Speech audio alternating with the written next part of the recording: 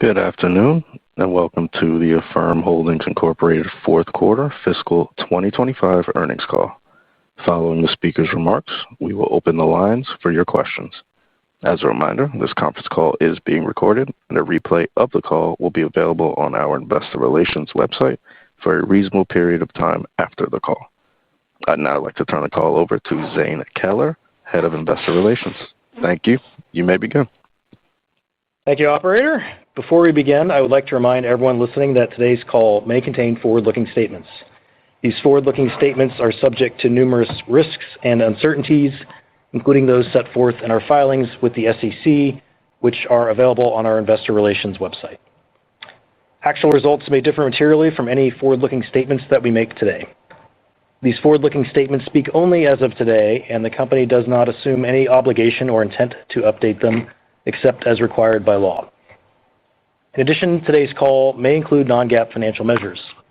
These financial measures should be considered as a supplement to and not a substitute for GAAP financial measures. For historical non-GAAP financial measures, reconciliations to the most directly comparable GAAP measures can be found in our earnings supplement slide deck, which is available on our investor relations website. Hosting today's call with me are Max Levchin, Affirm's founder and chief executive officer, Michael Linford, Affirm's chief operating officer, and Rob O'Hare, Affirm's chief financial officer. In line with our practice in prior quarters, we will begin with brief opening remarks from Max before proceeding immediately into your questions. On that note, I'll turn it over to Max to begin. Thank you, Zane. The results, which I do think are exceptionally strong, is all the explaining we need to do. So just one tidbit we left on the cutting room floor, that we didn't just crush this quarter, we actually set a new record in most of our metrics, which is unusual. Fiscal Q2 is a normal peak, but this is Q4, and yet it is the record, so that's really cool. Should tell you that our growth is accelerating, and we are firing on all pistons. Also, we just celebrated Libor's decade at Affirm a few months ago, and so I want to congratulate Michael on his 7 years here as of yesterday, and Rob's upcoming 5th anniversary this Sunday. I'm privileged to lead an extremely talented and dedicated team, and I don't take for granted that they and their families are willing to put up with my antics for so many years. Thank you, guys, and here's to many more years of building Affirm together. Back to you, Zane. Okay, great. Thank you, Max. With that, we'll now take your questions. Operator, please open the line for our first question. Great. We'll now be conducting a question and answer session. If you would like to ask a question, please press star 1 on your telephone keypad. Confirmation tone will indicate that your line is in the question queue. You may press star 2 to remove yourself from the queue. For participants using speaker equipment, it may be necessary to pick up the handset before pressing the star keys. One moment while we poll for questions. And our first question comes from the line of Dan Dolev with Mizuho. Please proceed with your question. Hey guys, Max, Rob, Michael, great results as always. So obviously really strong quarter, amazing guide for next year. It sounds like last quarter you were talking a little bit about the potential stress and the impact on the firm. It sounds like things have gotten a little better for you from when you reported last time to now. And what is your best take on how things stand now and sort of the reason for that optimism and the nice uptick to the guide? And again, really strong stuff. Very good. Thank you, Dan. As Michael loves to say, we take our guidance very seriously and err on the side of being thoughtful and aiming to get ourselves some A+ instead of just straight A's. And we typically do deliver, not a forward-looking statement. But, from the consumer point of view, which I gather was the question, we think that it continues to perform. It's really maybe a commentary on how strong the momentum is in the U.S. And to at least a similar degree Canadian consumer, and soon we'll find out what that looks like for UK one. But we're feeling very good about the originations we're driving. We feel quite excellent about our ability to get paid back on time. So on the credit side of the equation, continues to perform really well. On the demand for our service, you see the acceleration in GMV and the new record in that sense. off calendar, if you will, is also a reflection of the fact that folks are using Affirm for more and more things. Thank you. Great stuff again. Thank you.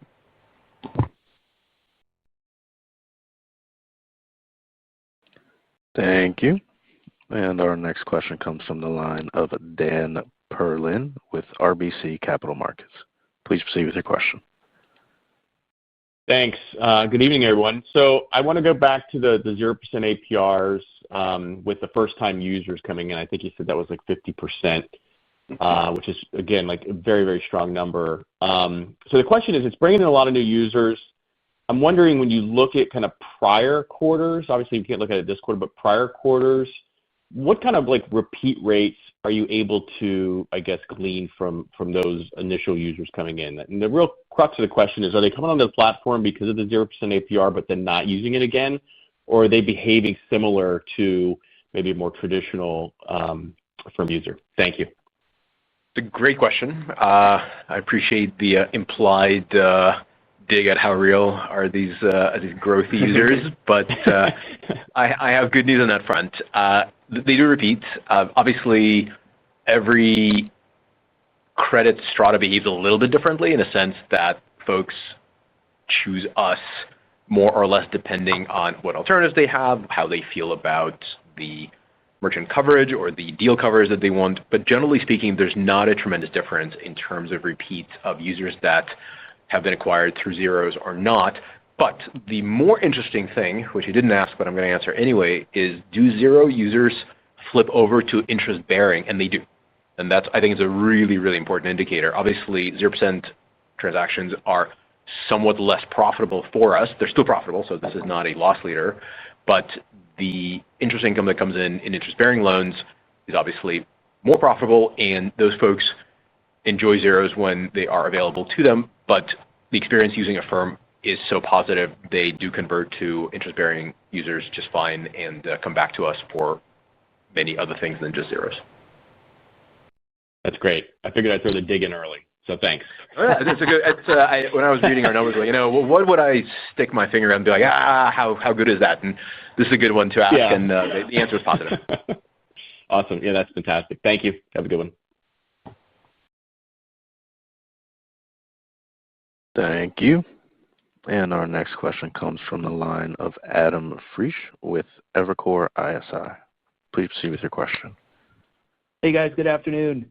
So it seems like you guys are just, as Max, I'll quote you, you guys are crushing it. The only thing I could see kind of derailing the story is what's going on with the consumer. And if you expect things like the resumption of college loans and so forth, maybe the data around consumers gets a little dicier in the next couple months into the end of the year.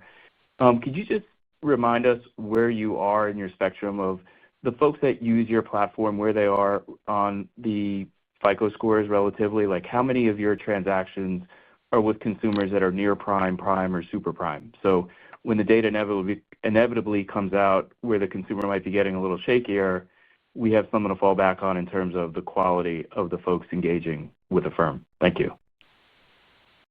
I don't know if it's going to come out any sooner than right now. It's all in our supplements, I think. But generally speaking, student loan repayment resumption is something that we've all been aware of for quite some time and have definitely taken measures to make sure we are not overextending that borrower and also monitoring how that is going for them. And so the reason or the fact that we don't give or didn't give an enormous amount of attention to the credit performance in this particular letter isn't because we forgot. It's because it's been highly consistent and can perform really well. But it also doesn't mean we've taken our eyes off. The thing that we kept on repeating for years and years is that credit is job number one. It still is. The executive team still gets a full credit performance update every single Monday. And anytime the disturbance in the force, we move that from once a week to 3 times a week and daily if that's what warrants it. And so we are very, very mindful of credit performance. We are not even a little bit asleep at the switch. The numbers you see are there exactly because we want them to be there. We've said it many times before. credit performance is an output of our settings of the models that we run. Not sort of to belabor the obvious, but we underwrite every single transaction and reserve the right to decline transactions we feel are too risky for the end borrower and for Affirm, and we do. And if there's ever a deviation from our normally extraordinarily high net promoter scores, because not everybody enjoys hearing, hey, you shouldn't borrow, you're overextended, but we won't change our point of view on their ability to borrow and our willingness to lend if they are in fact overextended, be it with Affirm or overall in their credit utilization. So no, I'm not concerned about that. Obviously, macroeconomic shifts are a thing that happens to everybody at the same time. That's not a thing we control, but we can control our results and have controlled the results for years and years as the macroeconomic environment moved up and down, sometimes pretty suddenly. So I feel very good about our performance, feel good, more importantly, in our ability to control that performance so long as we keep our eyes on the credit numbers, and we certainly do. And I would just add that I think given the short duration of the loans that we're originating, the most important things for us is that we have a full picture of the borrower's wherewithal to repay the loan at the time of origination. And then the asset is so short dated, and we're increasingly working with consumers that we've seen before. 95% of our transactions came from repeat borrowers this quarter. So that setup really allows us to focus on underwriting the consumer here today where they are and making sure that we're instrumented to catch changes in the future, but we don't really stare at those problems in advance. I think we're really focused on making sure that the cohorts that we originate today pay us back, and if we need to adjust the underwriting, to be more inclusive or less inclusive in the future, we'll do that in normal course.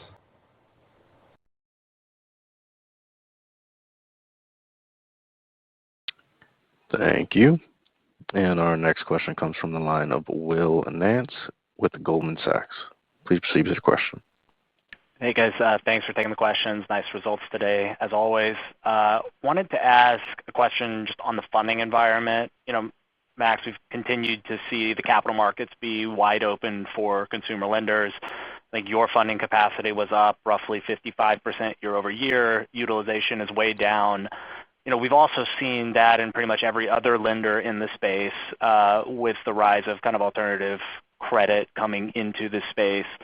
How do you think about the incentives that this creates in the market and like the risk of credit issues that result from more of an oversupply of funding from some of the lower quality competitors in the space, or people who are kind of flush with funding and have kind of incentives to make a lot of loans because of that? Thanks. I can start and Max can add. I don't know the way I can really speak to the people in the broader ecosystem. I know that we are really mindful of the health of the capital markets when we think about picking our partners.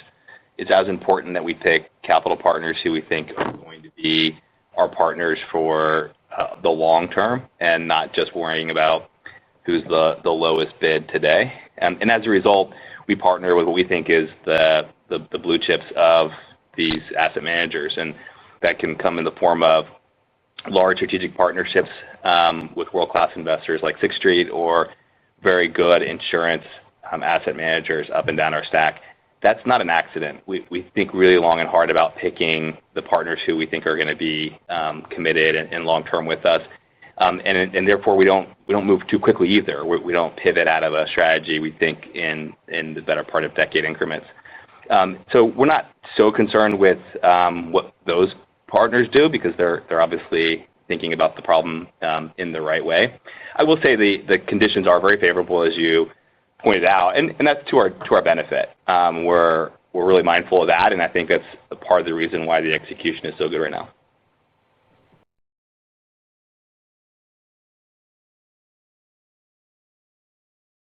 Thank you.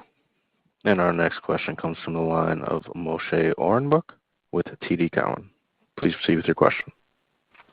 Thanks very much for taking my question. I was hoping we could talk a little bit about the Affirm card.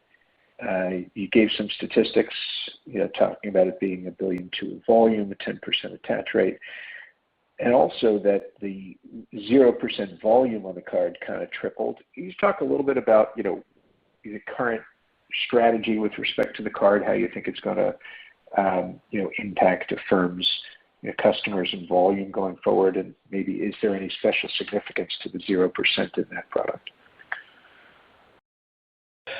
I'm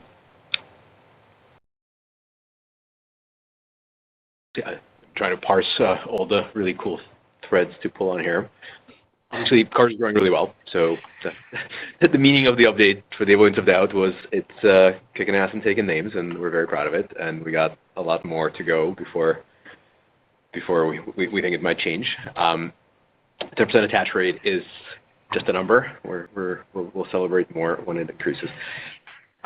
The strategy with the card, I learned the hard way that I'm not going to front run what's next for it, but it is an extremely active area of investment for us. So we have more coming, more things coming. Some really, we think, incrementally powerful boosters to this particular rocket are on the way. So we're pretty excited about what's to come there. I will not pre-announce them now, but I'm still spending a lot of my time figuring out how to make the card even more compelling. You can see a little bit about the offline category growth in the update, I think, and that sort of speaks to the fact that we are learning how to offer it in the right way to the consumer so that they remember to take it with them to places where they haven't used it for, e.g. a gas station, which is just not a thing you can integrate, online. In terms of zeros on the card, it's actually more than anything an amazing surprise and delight and frequency driver. So if you remember last call, we said that the really ambitious version of the card gets us to 10 million card. The ambitious version of the card future is 10 million cardholders active and something along the lines of 7,500 plus transaction GMV per year. The current trailing 12 months of the card holder is about $4,700. So I think the last time we dropped this number, it was along the lines of $3,500. This is across all Affirm surfaces. So this is card in all the other places where you might go, but card dominates that spend, obviously. Way too. So we're not quite at the 7,500, but we're more than halfway there. And so there are many things that are coming together to make sure the card is the best expression of Affirm. So that's as far as I think I want to go right now. I'm already kind of long-winded on this one, but there's a lot to do, and there's some cool, unexpected things that are coming soon. Thanks very much. Thank you. And our next question comes from the line of Rob Wildhack with Autonomous Research. Please proceed with your question. Hey, guys. You've been extolling the virtues of the 0% APR product for several quarters now. I mean, as far as I can tell, we haven't really seen your peers lean into that product in the same way. I appreciate that you're not them, but even so, why do you think that is? Why has no one else, be it fintech or legacy, gone into the 0% APRs with the same kind of vigor that you have? Because underwriting is hard, and we're good at it, and others aren't. So a couple of things. First of all, I don't mean to come off as quite so arrogant, but we do think that this is a difficult thing to do, and we spent a long time being good at it, and plenty of internal consternation every time we look at a model and ask ourselves, is this a good idea or a bad idea? It's not just cool, let's give people promotional rates, it's going to be amazing. If you remember, our zeros are real zeros. It's in the letter as well, but we don't do deferred interest. We don't charge fees, which means that if it's zero, consumer really does pay nothing above sticker. That means the transaction has to be profitable strictly through merchant subsidies, which is a thing to negotiate and a custom contract and a lot of control surfaces that you have to offer to the merchant because they need the ability to turn it on and off if they don't have the margin to do it forever. And we have to have the support infrastructure internally to guide them through such campaigns. Do you want to do zeros during this holiday period, but not? And you have to do it in a way that's compliant with fair lending laws, because if you start doing things are a little too creative, you might end up discriminating advertently against a group that should not be discriminated against. And you're not just doing zeros. Zeros are easier in a sense that at least you know it's a 0% loan.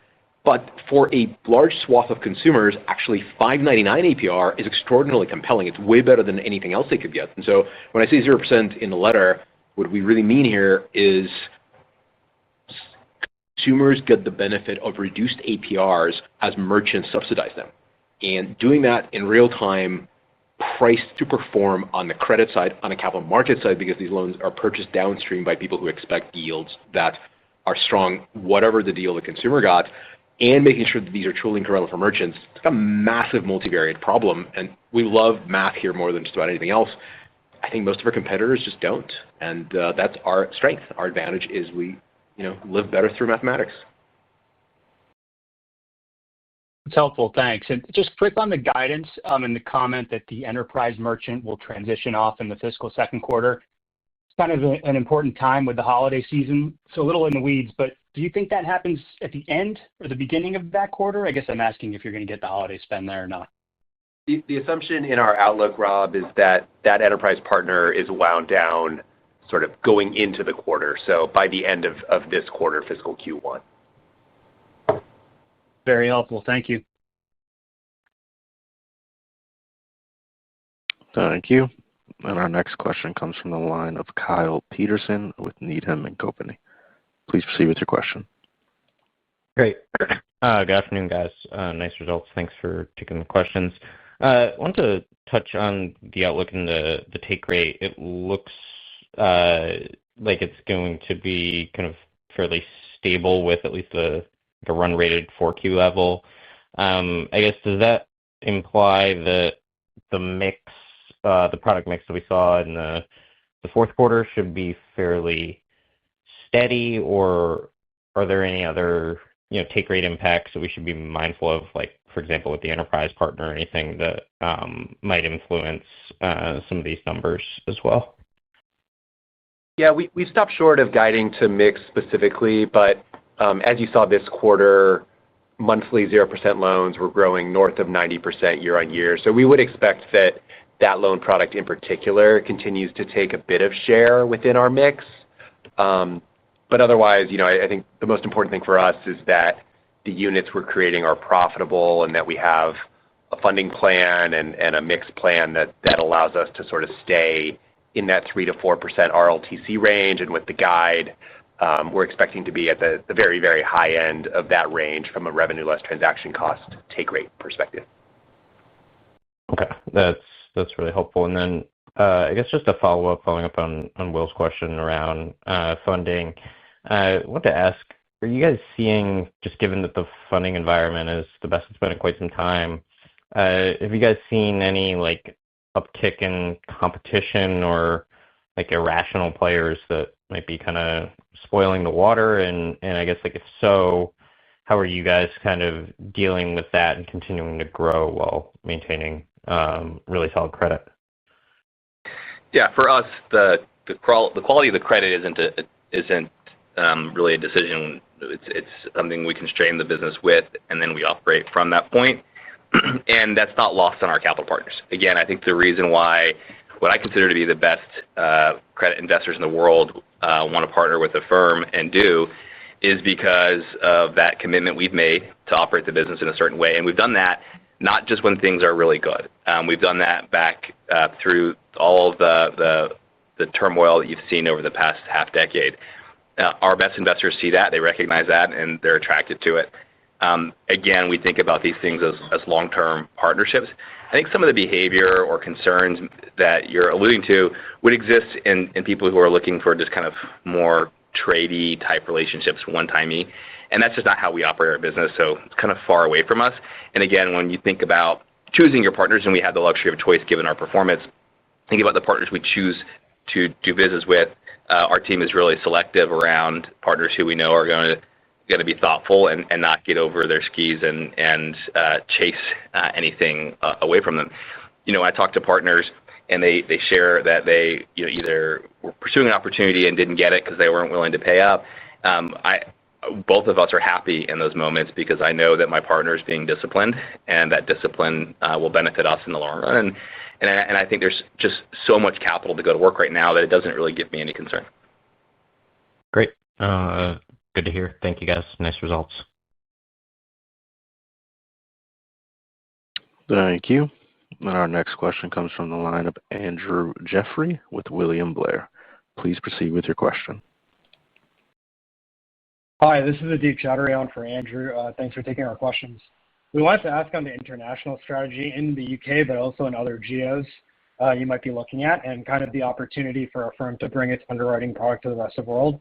And then secondly, how the mix of GMV might look differently internationally kind of versus Affirm's core domestic business. It's a great question.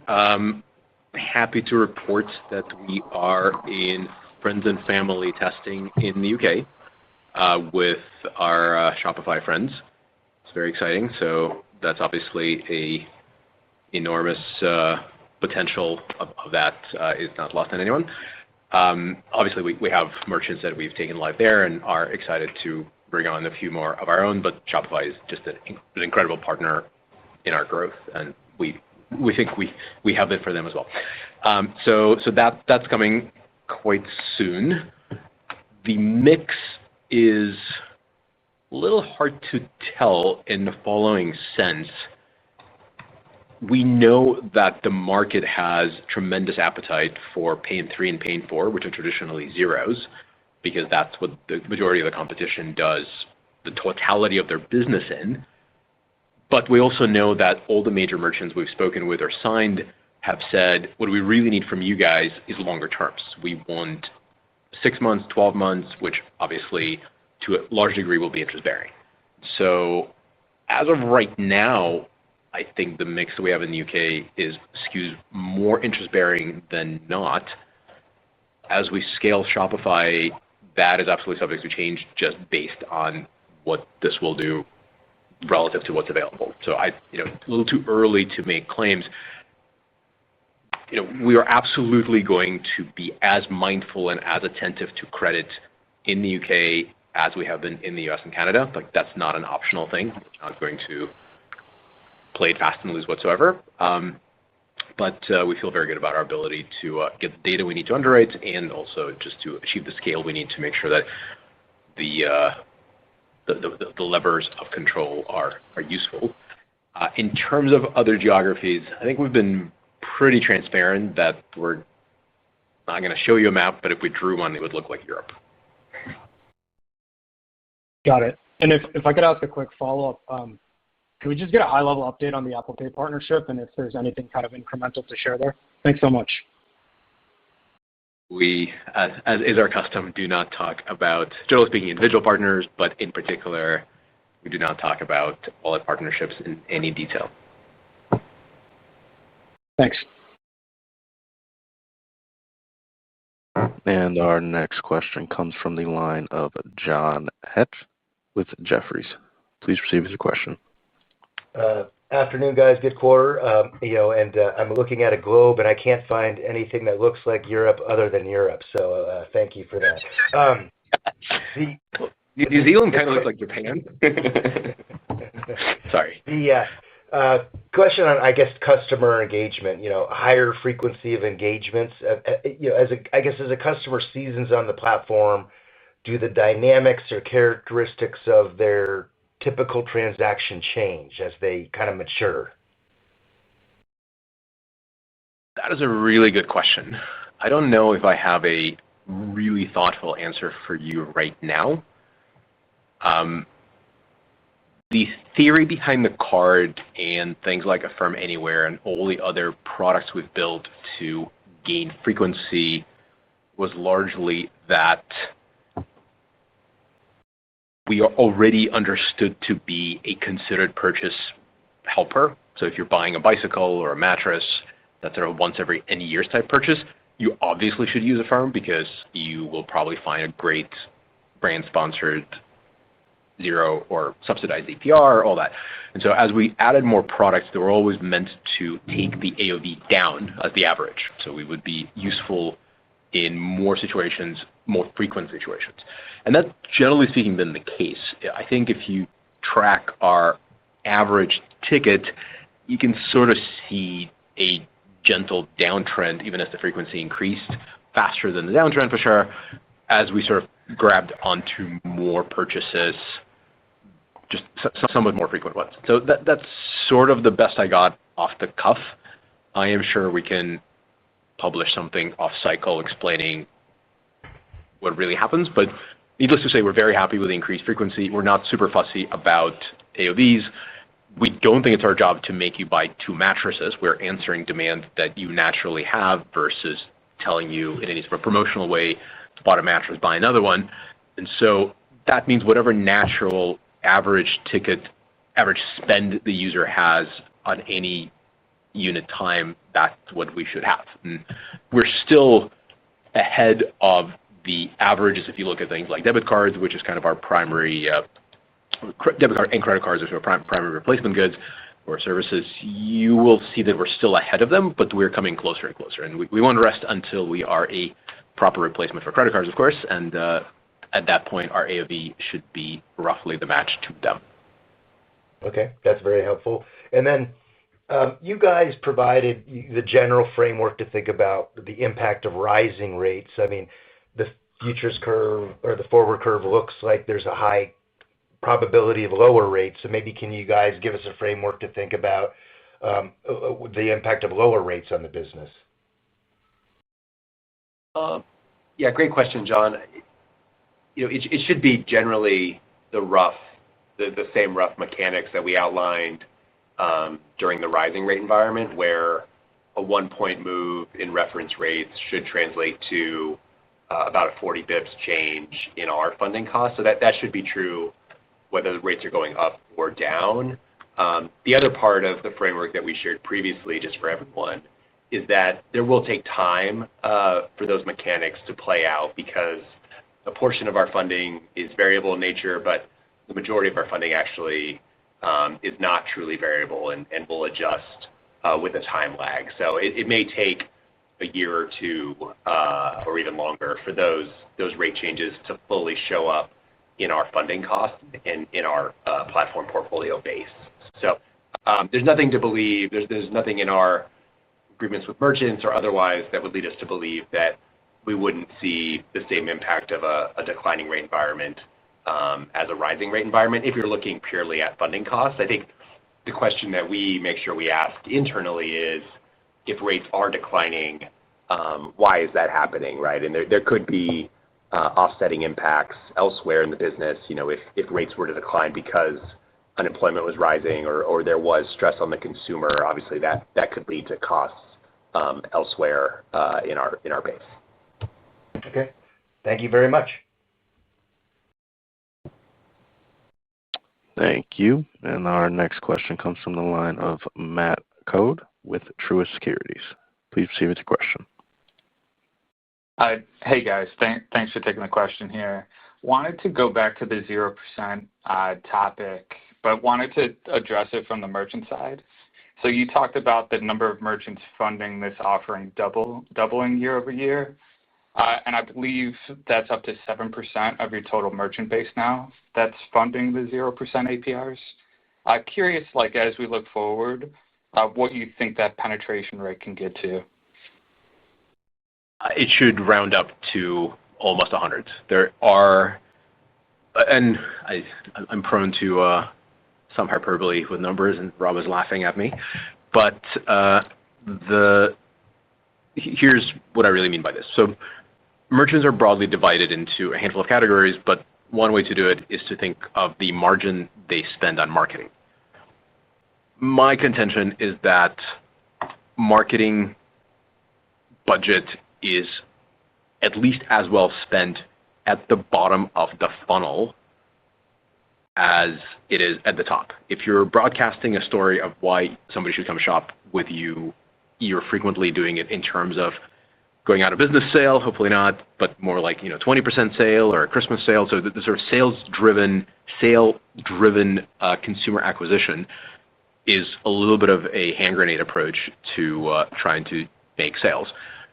at the very bottom of the funnel or at the product exploration level of the funnel, you can be much more precise. And with our technology such as Adapt AI, where we offer consumers the exact or our estimation of exact financing offer that would compel them to buy is just much cheaper for the merchant. They would spend a lower percentage of their marketing budget if they thought of it this way at the bottom of the funnel. The adoption curve of these tools, the 0% APR contract, is entirely a function of these merchants realizing that the marketing money they're spending is better spent on such promotions at the bottom of the funnel versus the blanket coverage at the top of the funnel. And every year we're just doing slightly better, making sure this is convincing, everything from showing them results and or working with them to test this, publishing white papers, educating our salespeople, helping them educate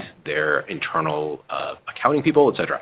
And so at the limit, I think every single merchant will benefit from these programs. There are merchants whose margins are quite low naturally, and they spend very little of the overall GMV marketing themselves, maybe because they're already at scale, maybe because they just have an alternative distribution model. That will be the last holdout. But generally speaking, this is a more efficient way of driving sales. It is apparent to a large enough body of GMV producers that it will eventually trickle down to the rest of the bunch. So that's my conviction, and I'm standing by it. And every year we have more and more zeros to show for it. It will keep happening until morale improves. No, thanks, Max. Anything to add, Rob? If I could just sneak in a follow-up, Max, you would address this in the shareholder letter. You touched a lot on AI. I was hoping you could just talk about it on the call here too. Just kind of like how you're thinking about the future for agentic commerce and Affirm's role in it. It's in the letter. I try to boil it down to be relatively pithy. So you're tempting me to give the longer form that Michael successfully talked me out of putting in. But the letter speaks to it pretty well. We think that agentic commerce is going to be extremely successful for some categories of transactions. It may not be super successful for all of them. Many transactions require final human approval just because they have to do with taste, kind of the unstated weakness of today's state of AI is it's fundamentally taste-free. It doesn't know what's beautiful, certainly doesn't know what's beautiful to you. And a lot of purchases are made with taste as the front and center of the why. But the need to finance beautiful things or things that you require isn't going away. And so inherently, we will be in those transactions just like we have been able to find our way into all the other ones. The thing that's compelling for us about agentic commerce in particular is fundamentally a rehashing or remixing of e-commerce as it exists before AI. Like you can imagine, the conversation about universal carts has been around forever, and no one's ever really built the universal cart of any kind of scale. Universal shopping cart is very much what's going to happen inside these chatbots if you are to close these transactions from multiple brands, multiple stores, multiple warehouses in the same chat session. And so this idea of remixing e-commerce is what I think certainly successful first act, maybe all the acts of agentic commerce looks like. We are built to be mixed into all environments. You see us pop up in places like Shop Pay Installments, which is a really deep integration. We are a component of someone else's wallet. You see us inside Chrome Autofill, which is a completely different integration, but not actually very different from our point of view because our services work in that environment. Very different environment, very similar integration, almost identical consumer experience as far as Affirm is concerned. You will see versions of this in agentic commerce as that rolls out as well. And we're pretty excited about it. I'm generally a techno-optimist, so you should be careful what you sort of believe with my sort of rose-colored glasses on. But I don't think it's going to cannibalize commerce at a fundamental level. I think it's actually going to increase volume for a lot of merchants. I think we will find that some things are still going to be purchased the old way, and other things are just going to become naturally more obvious inside of an assisted or assistant-driven transactions. And we're going to be here for all of this. Really helpful. Thank you. Thank you. And our next question comes from the line of James Fawcett with Morgan Stanley Investment Management. Please proceed with your question. Hey, good afternoon, everybody. Wanted to ask on the PSP integration, pretty interesting announcement of BNPL with Stripe Terminal. I think there's potential for that or similar type announcements to be made with other payment service providers. I'd be curious if there's any framing you would provide in terms of how important you think the PSP channel will be for your business, particularly when we think about the business overall, excluding Amazon and Shopify, and as a way to add additional merchants. And how do you intend to lean into that channel, et cetera? Good question. But generally speaking, offline is still kind of the greenfield of buy now, pay later. The fraction of online to offline is still whatever it is these days, 10 to 1, 8 to 1. So there's a lot more there than inside e-commerce, and yet buy now, pay later is a minute fraction of that world because the integrations are just difficult and discovery is hard. Placement of you should think of this in more affordable terms, sort of messaging prompting at the product level is difficult. So it's important. It's important insofar as when we go to talk to a merchant that has a large offline presence, talking to them about let's promote something together and let's integrate something together are two conversations. Being able to say, actually, we don't have to worry about the latter. It's already built into your point of sale processor. Let's just talk about the promotional details and how we're going to advertise the opportunity to finance things without fees, frictionlessly, without gimmicks. Makes the conversation easier because now you are talking about that marketing budget and discussing it with just one part of the retailer versus a whole separate IT environment that says, well, sure, we'd love to do it, but our roadmap is busy until 2030.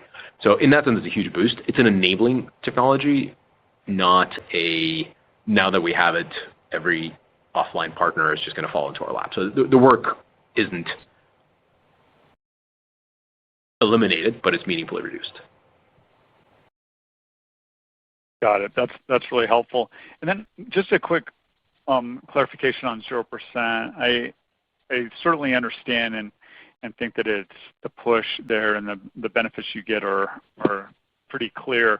But I'm wondering, in terms of the shorter duration of 0% that you called out and how that evolved during the course of the June quarter, is that a seasonal thing? Is that just an expansion of availability, a change in the type of customers that are eligible and opting for 0%? Just trying to get a little bit of color how to think about that component on a go-forward basis.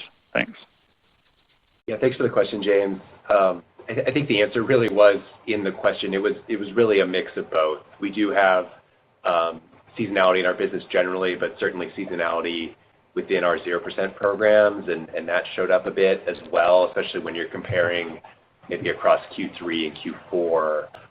And then also, when we introduce zeros to a new merchant, one of the ways that we can do that is by making the shortest term that's presented in the financing program a 0% offer. And so that has the natural output of shortening term lengths for that merchant's program as well. So it really is a range of things that were at play in this quarter.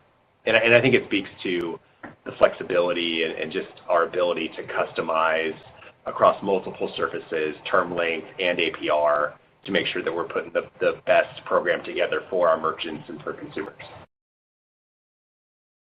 Great. Thanks so much, guys. Have a good day. Thanks. Thank you. And our next question comes from the line of Reggie Smith with JP Morgan. Please proceed with your question. Good evening, guys. Thanks for taking the question.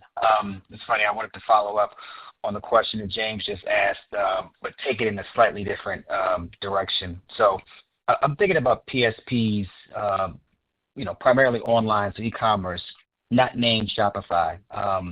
Is there a way to kind of frame, how do you guys think about your penetration within that channel and I guess the maturity of that channel? So like if you were to look at the volumes in that segment, are they growing faster than the line average, slower? Like help kind of frame that channel for us to the extent that you can, and then whether or not you guys often have default on status or how that works.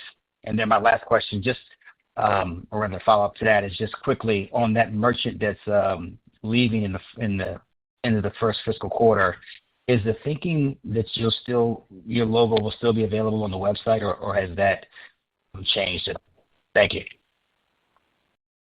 I'll start and let Rob finish, just because I think you're asking about assumptions in the guide. On the PSP side of things, we're pretty early there. Obviously, default on is a really important, really powerful thing. We have multiple partnerships of this matter with PSPs not named Shopify, and we're working pretty hard on expanding the list and being default on. I don't have the growth rates off the top of my head, so I don't want to perjure myself here, but I think they are accretive to the growth rate of the business, not detracting. But I will let Zane or Rob look this up, and if I'm wrong, I'm sure they'll correct me soon enough. But I'm pretty sure I'm right on this one. So it's a really important channel. It's pretty early. If you just follow our announcements, you'll see that these are significantly more recent than, for example, the Shopify announcement. So just from the pure scale and time to penetrate, these are later comers, and there's more to be had there. So all of that we think accretes to the future growth. The merchant sets are a little bit different sometimes. Obviously, Shopify has a extremely broad appeal, but even they have some degree of this is the canonical Shopify merchant. The same is true for every other platform or aggregator or payment processor, et cetera, et cetera. So each one gives us access to something that we probably haven't seen before to at least some degree. I think that's all I want to say on PSPs. Yeah, and in terms of the question around the merchant, I think the easiest way to talk about the relationship is just to outline what's in our outlook. And what we've assumed in the outlook is that the integration goes away at the end of this quarter. And so it's unclear exactly what the mechanics will be of how the relationship plays out. But that's what we've assumed, and we think we've taken a pretty conservative stance in terms of volume in fiscal 26 coming from this merchant. Got it. And not to belabor it, when you say go away, does that mean zero volume from that merchant, or that would go away? What does that mean exactly? What we've assumed in the outlook is that through the integration, there would be zero volume after. Okay. Got it. Okay. Thank you. Thank you. And our next question comes from the line of Harry Bartlett with Rothschilds and Company, Redburn. Please proceed with your question. Hey guys, yeah, thanks for taking the question. I just wanted to touch on international again. So, I mean, I'm just thinking about Shop Pay. You talked about going to the UK, but in terms of how quickly you can roll that out into other geographies, is it now a case of you have a playbook and then you'll be able to kind of move a bit faster if you're looking to move in other areas of Europe? And also, I guess, just outside of Shop, do you have any, difference in your approach to how you're going to expand internationally? I'm guessing just coming from the point of, brand awareness maybe isn't quite as strong as it is in the US, and there are some incumbent players at checkout. So I just, wondering if you have a different approach here on maybe the sales and marketing or consumer awareness. Thank you. I'll try to touch on all these things as quickly as I can, since there's a lot here. So the short answer to your first question is yes and no concurrently. So in terms of the platform build and a lot of the technology, it is certainly built to be reusable. We're not going to, launch UK and go off and to build another completely different system to be live and fill in your favorite European country. That's all reusable and designed to be reusable, etc. We're also not too concerned about spinning up technological or data center presence in AWS that they exist in every market. The different things that are different about every market is access to data, some of the peculiarities of local regulation, and then also local licensing is really important. So some things you can infer pretty easily about how might one approach to not having to do double and triple work on licensing or following regulatory regimes. So you can be assured that we're doing all those things as intelligently as we can. But there's some work involved, even if you are sort of as intelligent as you can possibly be with all those things. So that part, I think we're in really good shape. We don't expect, to go off the radar for too long, and we'll have more to say about in coming quarters. Things like capital markets is not a concern, just for the avoidance of doubt. In terms of sales and marketing, we said it before, so this shouldn't be news to anybody, but we have a nice list of multinational partners. There are partners that are with us in the US or Canada or UK who are multinational and are, generally speaking, very pleased with our performance. We think we have a very good shot at talking those folks into being useful to them in more than one market. We've been successful at it between US and Canada, certainly, so I see no reason why, with the appropriate level of attention and good hygiene, we couldn't do this again. So that's the expansion plans for kind of these lighthouse brands. We don't anticipate a dramatic investment in our brand in the US or UK or beyond, mostly because we market very successfully with our partners, and the majority of the marketing spend in our financials reflects the go-to-market efforts we share with our merchant partners, where we come together in all sorts of interesting promotional ways. So we'll do that. We have some pretty exciting plans for that in our latest market. I don't want to spoil any surprises just yet, but that's certainly coming. It will not break our bank by any stretch, so it's all fully priced into the guide. That's great. Thank you. Thank you. And our next question comes from the line of Jamie Friedman with SIG. Please proceed with your question. Hi. Back to the AI conversation. I know, Max, you want to keep it pithy, but I want to ask specifically about what you call it here in adaptive checkout, and specifically the Adapt AI deployments that show an average 5% increase in GMV. What is that about? Can you unpack the business process of how that works? Sure.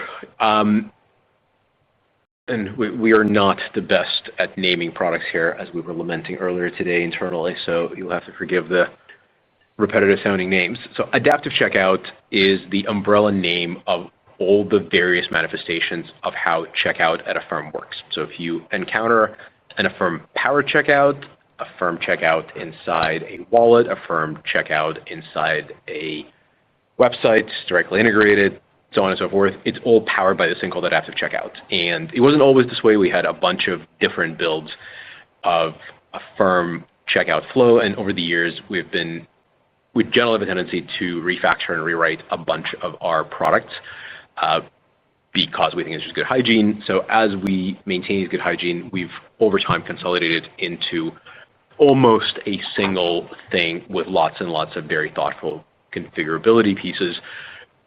Until Adapt AI came along, most of this configurability was essentially manual, in a sense that we would sign a contract with the merchant would say, here are the terms I want, here are the programs I'm willing to fund, and I would like a lot of control over when I turn them on and turn them off. And of course, we're very happy to oblige, because a huge part of our moat is this configurability is very powerful for the merchant, but it's also not replicable with any of our competitors.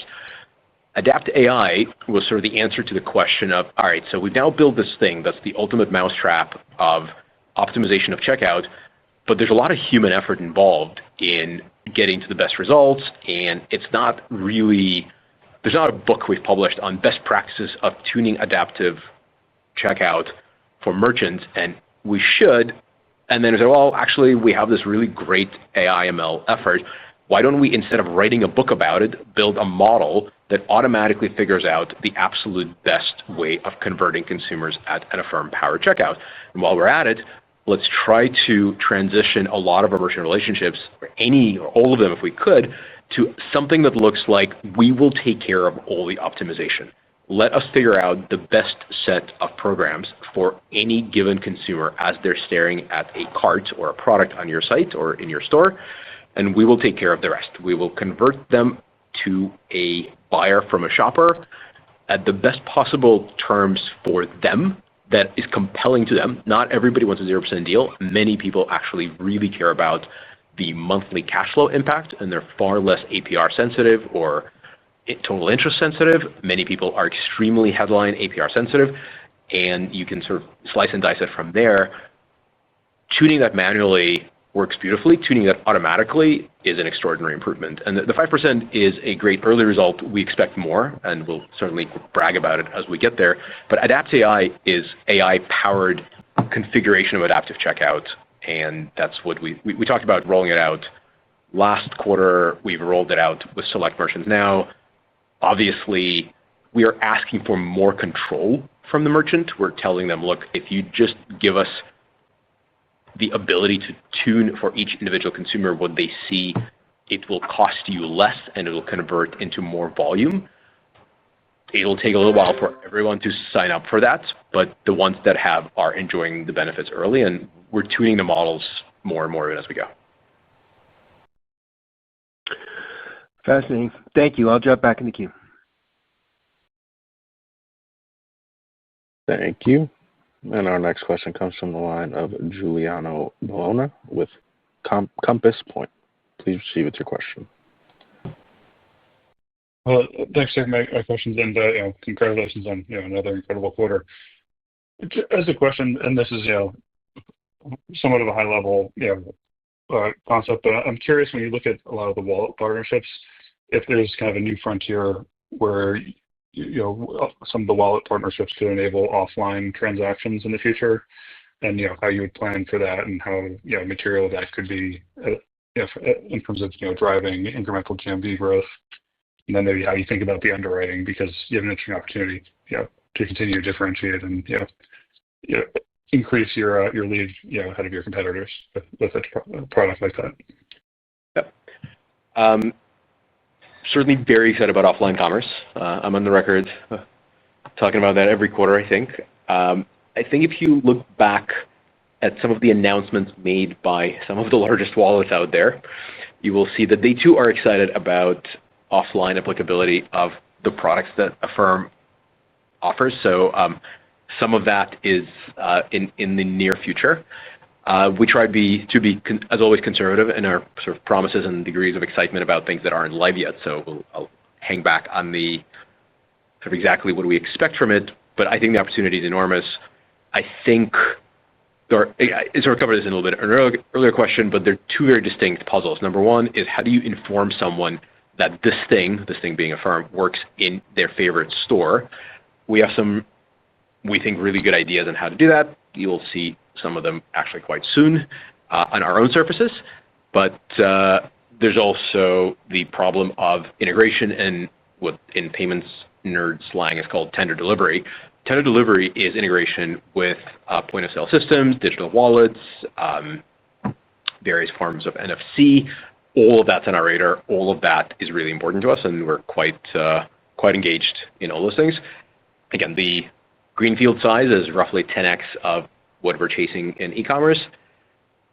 If you believe we can solve the latter problem, which we're very confident in, it becomes a question of how well can you communicate it and how aggressive can you be in communicating it to shoppers from the brand point of view, which I think asked 5 years ago, some of them would have been wondering if someone might go first. I think at this point it's flipped to actually it should be promoted because it's so successful in driving conversion. One fun fact, we see increase in demand for Affirm anytime anyone in the industry runs a large promotional campaign. Just the notion of, oh yeah, buy now, pay later is available, accretes to Affirm naturally, even if we're not the ones putting our name on the ad. So it's just a matter of awareness more than it is anything else in the offline world. That is extremely helpful, and I really appreciate that. I'll jump back in queue. Thank you. And with that, there are no further questions at this time. I'd like to turn the floor back to Zane Keller for closing remarks. Thank you for the questions today, everybody. We'll see many of you on the conference circuit soon, I'm sure. Have a good Labor Day weekend, and talk to you soon. Bye. Thank you. And with that, this does conclude today's teleconference. We thank you for your participation. You may disconnect your lines at this time.